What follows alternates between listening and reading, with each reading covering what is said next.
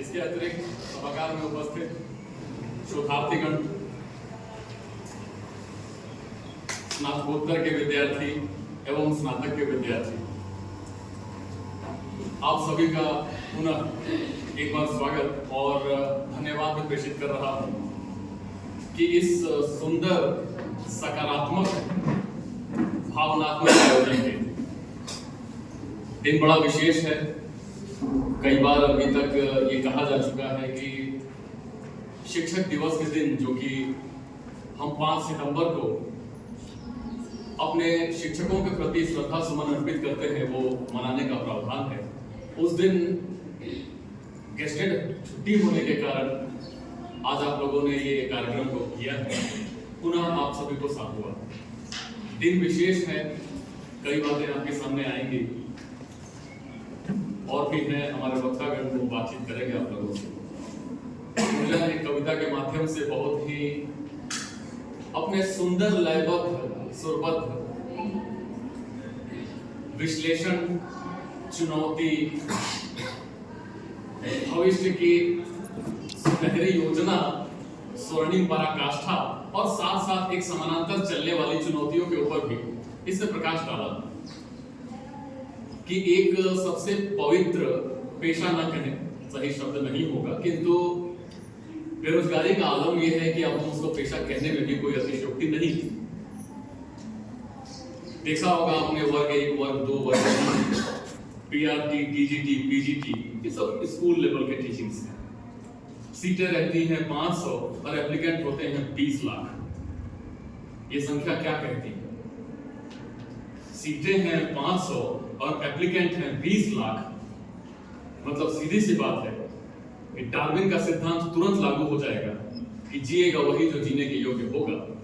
अब आप कल्पना करें कि 19,99,500 कैंडिडेट को रिजेक्ट होना पड़ेगा। और उसमें भी 500 सौभाग्यशाली ये ना सोचे कि मेरा हो जाएगा। ऐसा बातें निकल के आई थी, जाति है, धर्म है, द्वेष है, अप्रोच है, पैसा इन्वॉल्व है, करप्शन है, बहुत सारी चीजें आएंगी। किंतु ये तो देखिए एक शाश्वत सच्चाई है जो कहीं ना कहीं प्रागैतिहास से चली आ रही है। आज हम देखते हैं कि भ्रष्टाचार है। हमारे पास कोई लिखित ऐसा कुछ है नहीं। प्रागैतिहास हम कहते हैं इसलिए है क्या? क्योंकि हमारे पास लिखित साक्ष्य नहीं। क्या उस समय नहीं होता होगा? होता। इसके अलावा इतिहास के हम सब विद्यार्थी हैं, साहित्य में, पुरातत्व में, इनफैक्ट जो विदेशी यात्री भारत आए हैं उनमें से भी कई ने भारत के भ्रष्टाचार के बारे में भी लिखा है कि किस प्रकार से लोग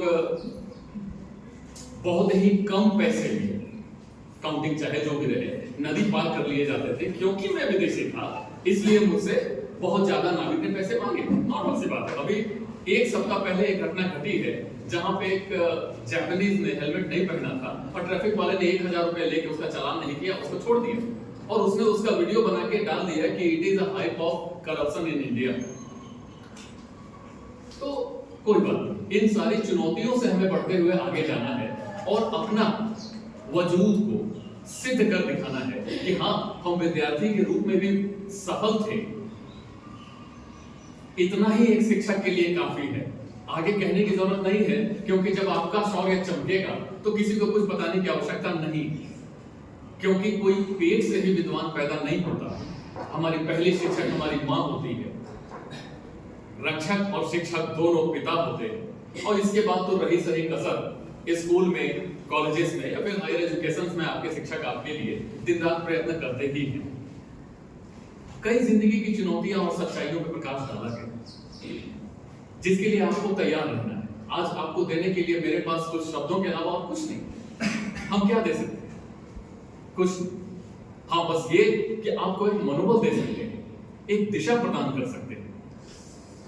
और जो भी खुली आंखों से या बंद आंखों से आपने सपने देखे हैं, उसको सफल होने में बस हम आपके सहयोगी बन सकते हैं। करना तो आप ही को, करना आप ही को है और आप करेंगे।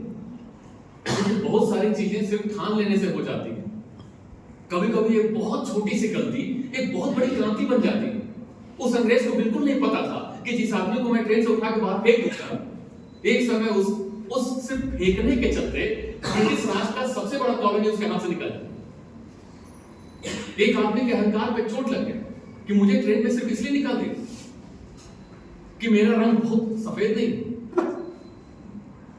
देखिए छोटी छोटी घटनाएं हैं और कितना बड़ा परिणति, कितना बड़ा परिणाम लेके सामने चली आती है। ढूंढिएगा अपनी जिंदगी।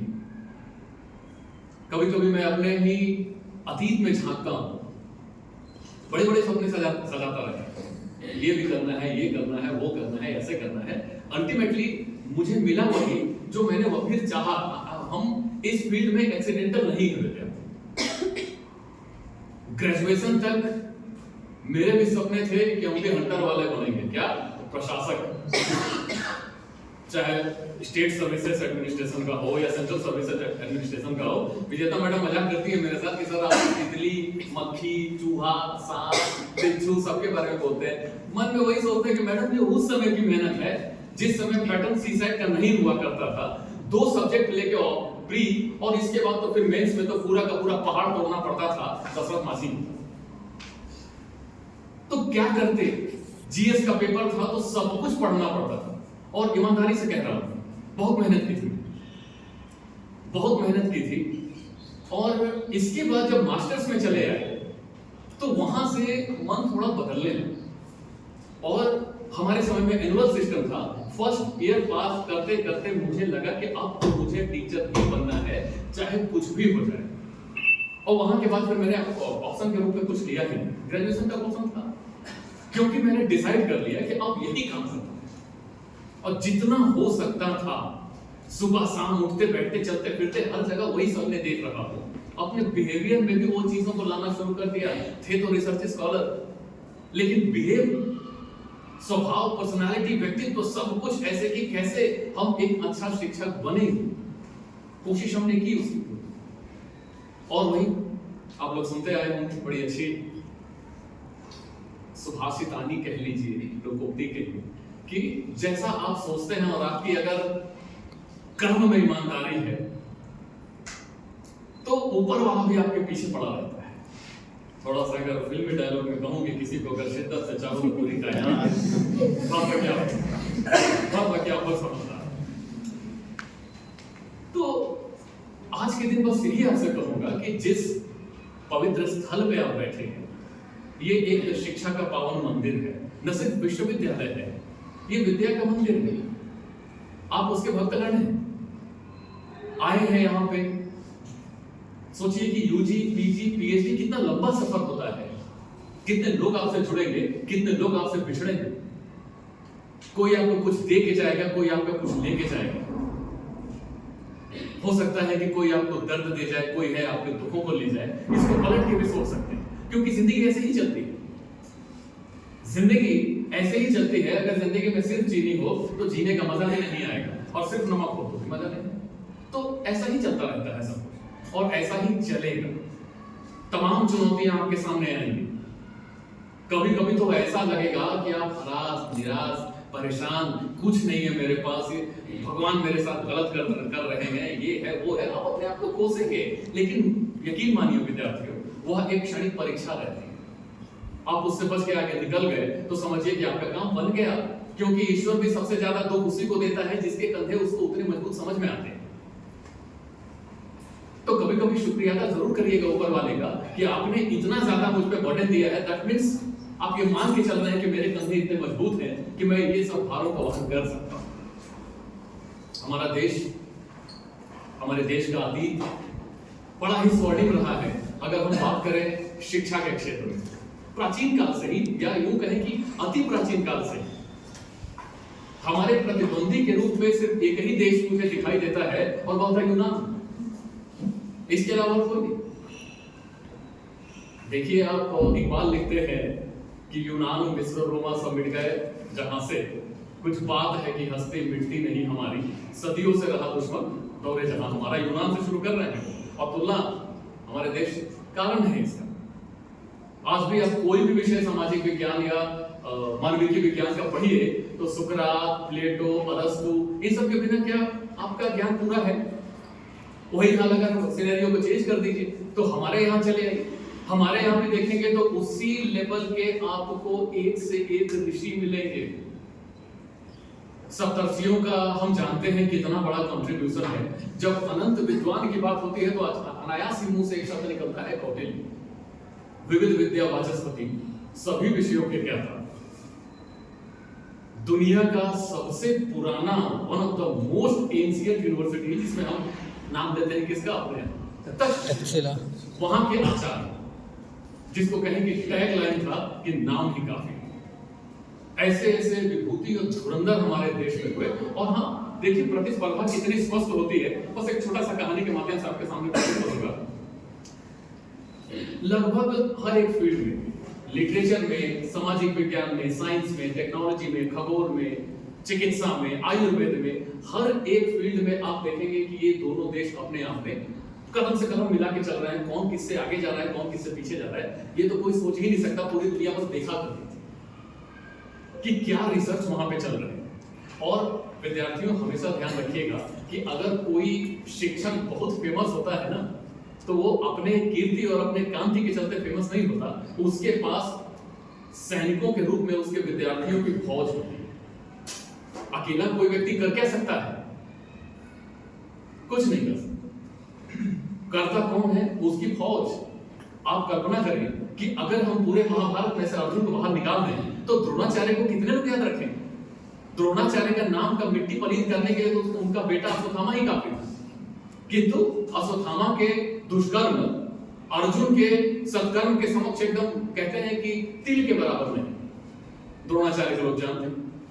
कारण क्या था, गुरु तो ठीक है अपनी जगह पे है, लेकिन उनका शिष्य के कारण ही सारा का सारा महत्व मिलता है।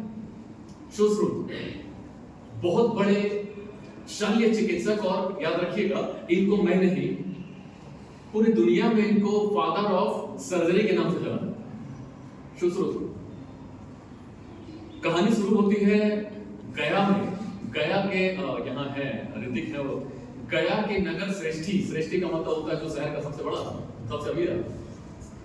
उसकी इकलौती पुत्री का मतलब हस्बैंड से झगड़ा हुआ और उसने उसका नाक काटा। ये कितना खतरनाक होता है, नाक काटना एक मुहावरा है, मतलब सब कुछ खत्म, इज्जत ही चली गई। अब नगर श्रेष्ठी थे, उनको किसी ने कहा कि एक ही व्यक्ति हैं जो कुछ आपकी मदद कर सकते हैं, और उन्होंने सुश्रुत का पता बताया। वो सुश्रुत के पास गए, सुश्रुत कहे कि हम कोई पेशेवर चिकित्सक नहीं है। देखिए वहां एक शिक्षक है, बोलते हम कोई पेशेवर चिकित्सक नहीं है। तो उन्होंने पूरी व्यथा रखी कि मेरी बिटिया का ये जिंदगी का सवाल है। तो उन्होंने कहा कि ठीक है आश्रम में छोड़ जाइए, और बकायदा उन्होंने उस कटे हुए नाक को जोड़ा। ये सुश्रुत संहिता में रिटन डॉक्यूमेंट है। यूं ही उनको दुनिया फादर ऑफ सर्जरी नहीं कहती, क्योंकि इससे पहले कंसेप्ट ये था कि मनुष्य का कोई अंग अगर कट गया तो वो जुड़ नहीं सकता, ठीक है, दाग रह जाते हैं। लेकिन उन्होंने ये काम किया। इनकी ख्याति इतनी थी कि इनकी ख्याति जब यूनान पहुंची थी तो वहां नीम हकीम को लुकमान वगैरह कुछ कहा करते थे। वहां के एक ऋषि को जब बात, तपस्वी वहां के एक शिक्षक को जब पता चली बात, तो उनको लगा कि हमसे बड़े विद्वान तो होंगे नहीं, वो यूनान में हमसे बड़े विद्वान तो नहीं होंगे। लेकिन क्या करना था कि भाई विद्वता पता कैसे चलेगी कि सुश्रुत कितना जानते हैं। तो उन्होंने क्या किया कि स्पार्टा, आप देखेंगे यूनान में एथेंस और स्पार्टा, एथेंस पूरा एडमिनिस्ट्रेशन देखता था और स्पार्टा का काम था पूरी लड़ाइयां लड़ना और यूनान के अंपायर को बड़ा करना। स्पार्टा का जो सबसे प्रधान सेनापति, यानी कि जो पूरे राज्य का सबसे स्वस्थ व्यक्ति है, उसको बुलाए और उसको एक आज्ञा दी। अब देखिए, एक वहां का टीचर सीधा प्रधान सेनापति उसको बुलाए और आज्ञा दिए कि आपको जाना है पूर्व में भारतवर्ष, वहां पे आपको मगध में मिलेंगे कौन, सुश्रुत, उनके पास जाना है और मेरा एक संदेश है, आपको बस उनको पहुंचा देना। बस आगे कुछ डिबेट के लिए रह ही नहीं जाता, क्योंकि वो यूनान है। उन्होंने कहा जी बताइएगा, यात्रा प्रारंभ कर सके। अगले ही दिन से यात्रा प्रारंभ हुई। जो यूनान का सबसे स्वस्थ व्यक्ति है, बस उन्होंने, जो यूनान के आचार्य थे, उन्होंने बस उसको एक हिदायत दी कि आपको बस एक मेरा आदेश निर्देश का अनुपालन करना है, और ये है कि आप प्रतिदिन अपनी यात्रा जहां समाप्त करेंगे, आपको एक इमली के पेड़ के नीचे सोना है, उल्टा हो रहा है, आपको नीम के पेड़ के नीचे सोना है, और जब अपनी यात्रा शुरू करेंगे तो आपको इमली का जो फल होता है 2-3 फल खा के अपनी यात्रा शुरू करनी है। उसने कहा कि ऐसा ही हो। वो चला और करीब करीब 4-5 महीने लगे उसको मगध आने में। और जब वो सुश्रुत के पास पहुंचा तो सुश्रुत ने देखा कि बहुत ही रुग्ण व्यक्ति उनके सामने उपस्थित है। उनसे पूछे कि कहिए कैसे आना हुआ? तो कहे कि हमारे गुरुदेव ने कुछ संदेशा लेके आए थे, वो संदेशा बस आपके पास भेजा है। और संदेशा क्या था कि कैसे हैं आप? दोनों ही चीजें जिसमें गा रही थी, कैसे हैं आप, ये पूछने के लिए कोई इतना हाई प्रोफाइल व्यक्ति जो अपने आप को कह रहा है। हालांकि सुश्रुत जी को बिल्कुल यकीन नहीं था कि सब कह रहा है, क्योंकि एक रुग्ण सा, एकदम कमजोर, जर्जर, पीला व्यक्ति। तो उन्होंने कहा कि ठीक है, आप अपने गुरु को मेरा संदेशा दीजिएगा कि उन्होंने मुझे याद किया, इससे मुझे बड़ी प्रसन्नता हुई। ये भारत भूमि उनकी आभारी है। और फिर उन्होंने पूछा कि महोदय आप ये बताएं कि ये आपकी काया ऐसी है कैसे?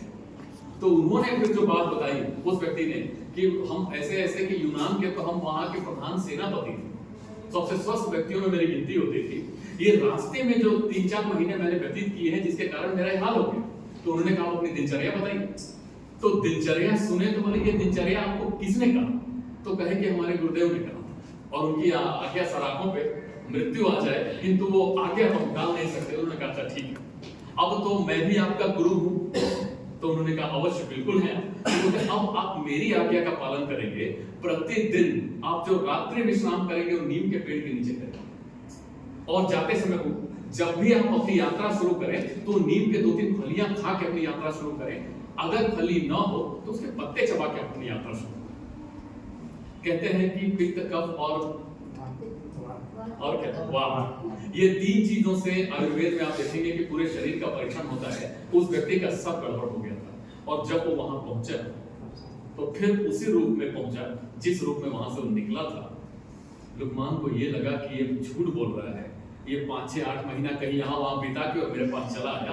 कहे कि यूनान की परंपरा के साथ तुमने खिलवाड़ की है, हम राजा से कह के तुमको मृत्यु दिलाएंगे। उन्होंने कहा ऐसी कोई बात नहीं, मेरे साथ जितने भी लोग गए हैं आप उनसे पूरा सत्यापन कर लें, मार्ग का सत्यापन करें। बोले असंभव, तो मेरे पास आने की स्थिति में रहते ही नहीं तो तुम आए कैसे? तो उन्होंने पूरा वाक्य बताया कि उन्होंने बस मुझे देख के ये समझ लिया, क्योंकि आपने इमली कहा था, उन्होंने उसको कन्वर्ट करके नीम कर दिया। और वो फिर वहीं से हाथ छोड़े कि वाह, ये हिंदुस्तान है, ये भारत है और धन्य है वो भूमि वहां की। तो ये देखिए, ये परंपराएं थी गुरु की, शिष्य की और ज्ञान के पराकाष्ठा। छोटी छोटी कहानियां, कितना आराम से आपने सुना होगा, लेकिन इसके पीछे कितना बड़ा रहस्य छुपा हुआ है हमारे उस ज्ञान परंपरा का, कि किस प्रकार से हम उन सब चीजों को लेके आए हैं। तमाम ऐसे उदाहरण अरुणी का है, खेत में गया तो पता चला कि वो बांध पेड़ उससे बंध ही नहीं रहा, तो रात भर सोया रहा, कि पानी बह गया तो गुरुकुल के लोग खाएंगे क्या? पाणिनि का है, जिसने दुनिया का सबसे पहला व्याकरण लिख दिया अष्टाध्यायी के रूप में। गुरु ने आश्रम से इसलिए भेज दिया कि तुम्हारे हाथ में विद्या की रेखा नहीं है, तुम नहीं पढ़ सकते। कुछ दूर जाने के बाद बोला रेखा नहीं है ना, रेखा तो बनाई जा सकती है। पूरा हाथ चीर लिया उसने, पूरा हाथ चीर के पहुंच गया कि गुरुदेव रेखा बना के लाया हूं, अब तो पढ़ाइए। अब सोचिए, बड़े हम गुरु की ही तारीफ कर रहे थे, शिष्यों का लेवल देखिए। देश ही कम वक्त ऐसा है कि जहां पे आप किसी को 100% कर ही नहीं सकते, क्योंकि अभी हमने कहा कुछ देर बाद एक और सुरमा हाजिर हो गया, एक और महारथी हाजिर। तो हमेशा इस चीज का ध्यान रखिएगा। और इतिहास के विद्यार्थी हैं आप, सीखिएगा। इतिहास का सबसे बड़ा अगर योगदान कुछ होता है तो इतिहास हमें सिखाता है कई चीजें, क्या हमें करना है और क्या हमें नहीं करना है। ये दोनों का ज्ञान अगर कोई विषय देता है तो वो इतिहास है, क्योंकि हमने अतीत में जो अच्छे काम किए होंगे हम उसको रिपीट कर सकते हैं, तो हमें ये करना है। हमने कुछ गलतियां की होंगी तो हमें वो काम नहीं करना है। तो इतिहास का सबसे मूल ध्येय यही है कि इतिहास हमें सिखाता है, वह वर्तमान की शिक्षा से हमारे, वो भूत की शिक्षा से हमारे वर्तमान को आनंदमय और भविष्य को वो सुखमय बनाता। तो ज्यादा नहीं बोलूंगा, बस आज के दिन जी भर भर के आपको आशीर्वचन, जितना हो सके आपकी उड़ान कम ना हो, जितना हो सके आप अपने पंखों को फैलाइए, सकारात्मक रूप से फैलाइए, और सब कुछ आपसे संभव है। बस ये याद रखिए सब कुछ आपसे संभव है। विज्ञान की अगर मानेंगे तो आप करोड़ों में एक हैं, साहित्य की मानेंगे तो आप लाखों में। तो इस चीज ये बात को हमेशा ध्यान में रखिएगा और एक अपनी जिंदगी को एक अच्छा मुकाम दीजिए, ताकि जब आप कभी खाली बैठे, हाथ में अगर चाय का प्याला हो ना हो कोई बात नहीं, लेकिन जब आप अपने भूत को सोचें तो लगे कि हाँ, हमने जो समय बिताया था उस जगह पे उन लोगों के साथ, वो बड़ा अच्छा था। उस समय ने मेरे भविष्य की आधारशिला, मेरी नींव को मजबूत कर दिया। और न सिर्फ अपने लिए, पेरेंट्स के लिए, परिवार के लिए, खानदान के लिए, देश के लिए कुछ ऐसा कर चाहिए कि इतिहास सिर्फ पढ़े नहीं, इतिहास बना जाए। इन्हीं सब के साथ